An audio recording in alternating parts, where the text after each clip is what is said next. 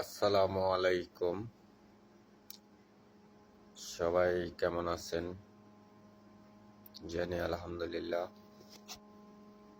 ভালো আছেন। আমি একটু কথা বলবো বা একটা মেসেজ দেব তিস্তাকে নিয়ে, ফারাক্কাত বাঁধ নিয়ে।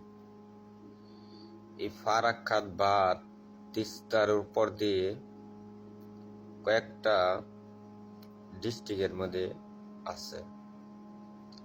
যাই হোক, এই তিস্তা নদীকে আমরা চায়না নিয়ে একটু সময় কথা হচ্ছে, তাই আমরা আশা করব ডক্টর ইউনূসরে আপনি ফারাক্কা বাঁধের প্রস্তুতি নেন বা চায়নাকে দেন। আমরা প্রবাস থেকে আমরা এটা কি করতে হবে না করতে হবে, আমরা প্রবাসীরা যারাই আছি 2 কোটি প্রবাসী আছি, আমরা এটা দেখব। বাঁধের জন্য কি কি করার দরকার আমরা প্রবাস থেকে আমরা এটা গ্রহণ করব, যেন এটা আমাদের দরকার।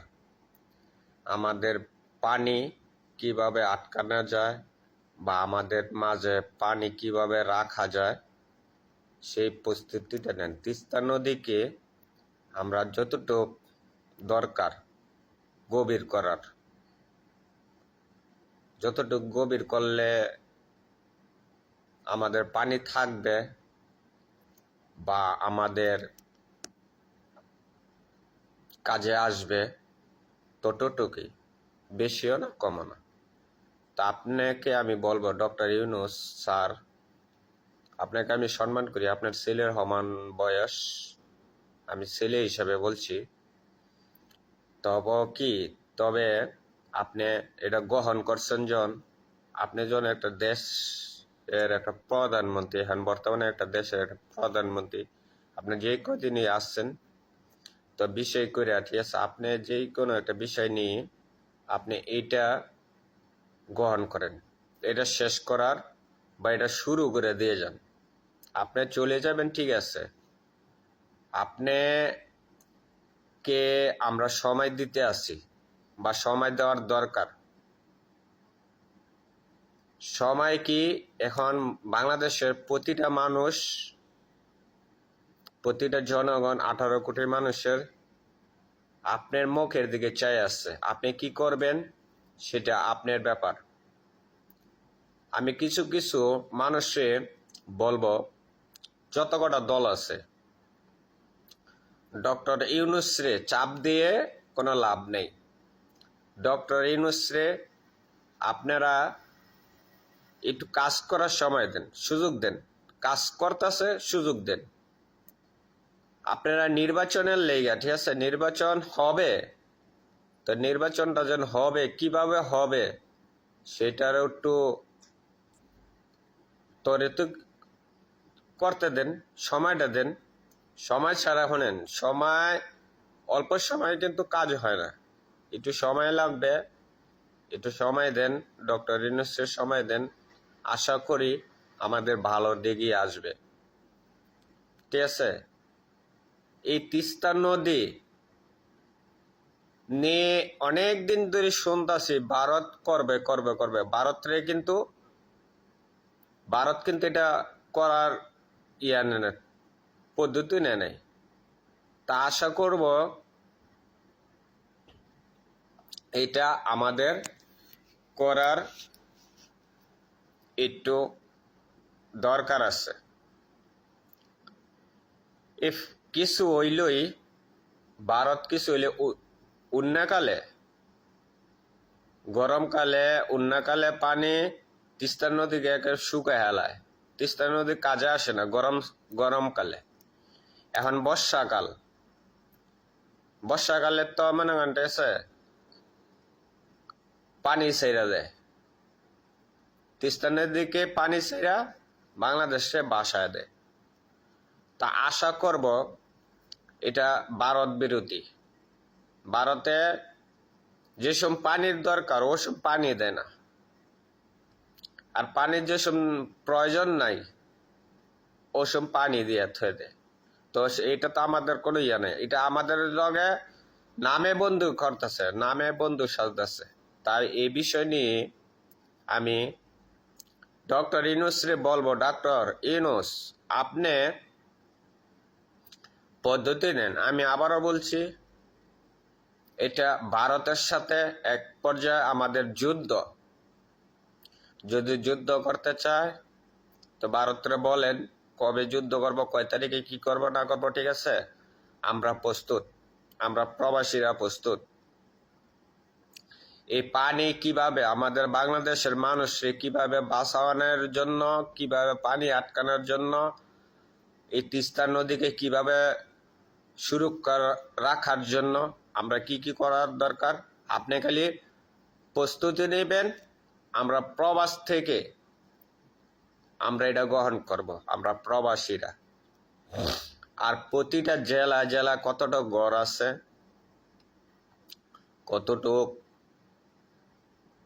100 করে ধরলো, ঠিক আছে? 100 করে ধরলো, ঠিক আছে? 18 কোটি মানুষের 18 লক্ষ টাকা 100 করে ধরলো।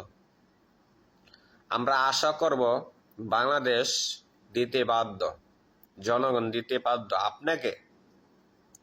আপনাকে দিতে বাধ্য। প্রতিটা সিম কোম্পানির মধ্যে হামলা দেন, যেন এটা করার জন্য এটা লাগবে। বা 5 দিনে প্রতিটা সিম কোম্পানির মধ্যে 5 দিনে যেই টাকাটা আসে, 5 দিন ওই টাকাটা আপনি নেওয়ার চেষ্টা করেন। আমাদের তিস্তা নদী ফারাক্কা বাঁধ আমরা তৈরি করব।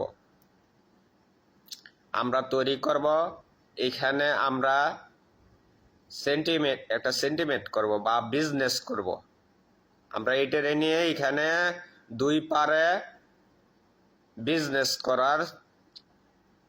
করার জন্য আমরা তিস্তা নদীকে এটা সুরক্ষা করব। এটার মধ্যে আমরা বিদ্যুৎ সরবরাহ করব, বা এটার মধ্যে অনেক ধরনের বিজনেস আছে, ঠিক আছে? আমরা ওগুলি করার জন্য আমাদের বাংলাদেশের মধ্যে ওগুলি করার জন্য আমরা একটু আপনাকে সময় দিতে পারি। কি লেগে আমাদের সময় দেওয়ার দরকার, আপনাকে সময় দেওয়ার দরকার আছে। আপনি বিশ্বের মানুষ আপনাকে এক নামে চিনে। কে দেশ চালাইতেছে? ডক্টর ইউনূস। ডক্টর ইউনূসকে একটু সময় দেওয়ার দরকার আছে। এবং কি আমাদের প্রকৃত দেশ বা পাকিস্তান, শ্রীলঙ্কা, চায়না, আমাদের নেপাল, ভুটান পাশে আছে। এবং কি কিছু করতে গেলে আমরা এখন বর্তমানে 7 স্টার দখল করবো, সোয়াগতি। আমাদের বাঁচতে হইলে 7 স্টার দখল করতে হবে। ইন্ডিয়াকে বুঝাই দিতে হবে আমরা ইন্ডিয়াকে সারা, এটা পুতুল সরকার পাও নাই, যে এটা শেখ হাসিনারা পাও নাই, যে তোমরা যেভাবে পুতুল সরকারের মতন সাজাইবা হেমনি দেশ চলবো। আর প্রতিটা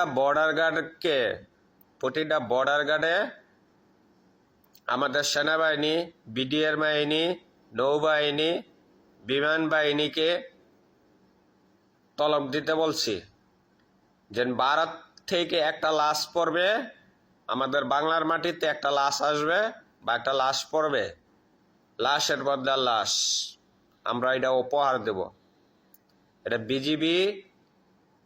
বিজিকে আমাদের বাংলাদেশের বিজিবিকে বললাম, সেনাবাহিনীকে বললাম, নৌবাহিনীকে বললাম, বা আমরা কি করব না করব এটা আমরা প্রবাসীরা, আমাদের এক ইডি দাবি, আপাতত আমার ইডি দাবি। একটু সময় দিতে ডক্টর ইউনূসরে। যাক, ভালো থাকবেন, আল্লাহ হাফেজ। আরেকটা বিষয় নিয়ে যদি ভালো লাগে তাহলে লাইভটি শেয়ার করবেন, সাবস্ক্রাইব করবেন চ্যানেলটাকে, ঠিক আছে?